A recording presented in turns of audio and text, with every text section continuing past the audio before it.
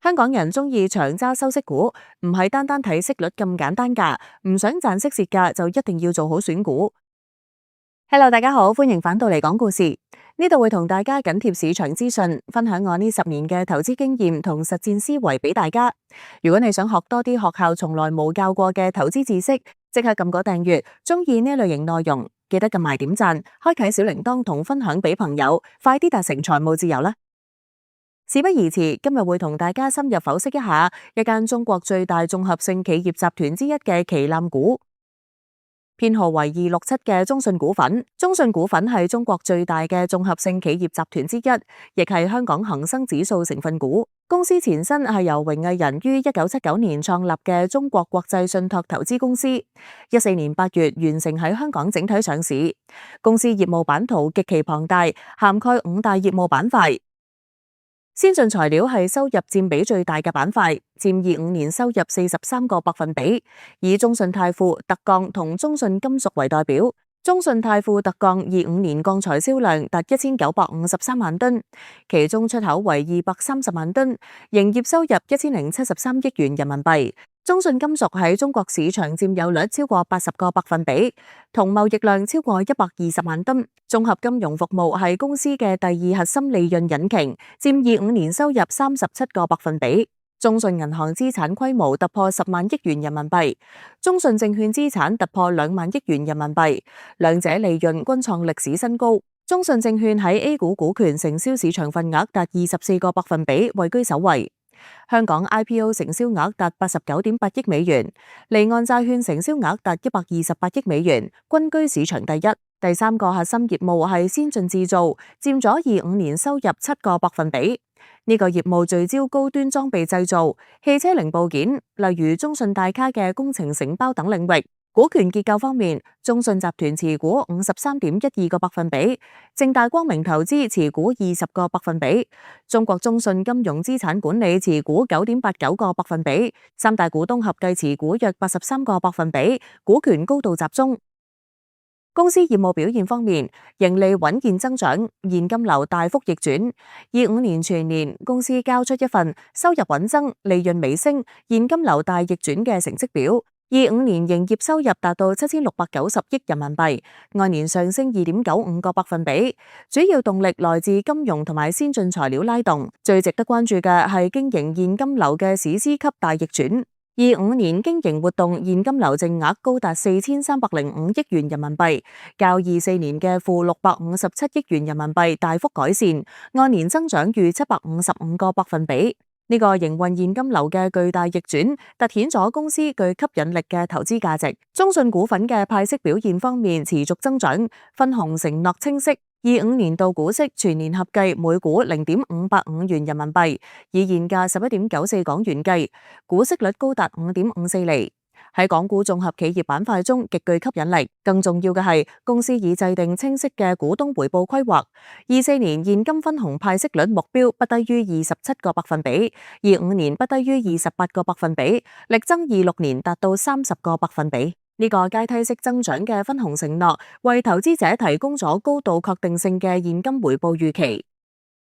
喺呢個複雜而又多變嘅環境下，中信股份亦充滿唔少機遇。第一就係335戰略引領高質量發展，公司已制定15-5時期高質量發展335戰略，將做強做優金融、實業、投資三大主業，深入實施金融、強核、實業、星鏈、科技、磐石三大工程。呢個戰略框架為公司未來5年嘅發展提供咗清晰嘅路線圖。第二就係綜合金融服務持續升級，金融板塊係公司嘅利潤核心。中信銀行資產突破10萬億元，不良貸款率降至1.15%，資產質量持續改善。中信證券25年淨利潤301億元人民幣，同比增長38.57%。A 股股權承銷市場份額達24.36%，位居首位。公司直接融資業務規模超5萬億元，資產管理規模近11萬億元，同比增長27%。金融板塊嘅強勁表現，為公司整體盈利提供咗穩定嘅壓艙石。第三就係先進材料同埋先進製造持續突破。中信泰富特鋼25年歸母淨利潤59億元人民幣，同比增長15.67個百分比，經營現金流達146億元人民幣，同比增長36個百分比。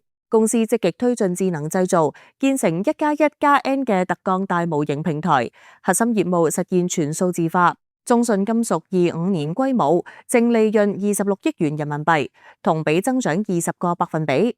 貿易銷售收入首次突破1400億元人民幣。中信大卡生產輪毂9517萬件，同比增長15個百分比，並率先開發人形機器人輕量化部件。第四就係科技投入持續加碼，創新驅動增長。25年公司研發投入達232億元人民幣，研發強度維持喺3個百分比以上，擁有13800項知識產權同埋9300多項有效專利。領航級同埋卓越級智能工廠增至7間，科技創新正成為公司業務升級嘅核心驅動力。第五就係國際化佈局加速，25年境外收入同比增長28個百分比，佔整體收入比重提升3.7個百分點至18.9個百分比。中信證券喺香港 IPO 同埋離岸債券承銷市場均居首位，業務網絡覆蓋13個國家。中信泰富特鋼收購全球3大獨立鋼鐵貿易商之一嘅斯坦科全球控股有限公司，並成立歐洲研發中心，加速全球化佈局。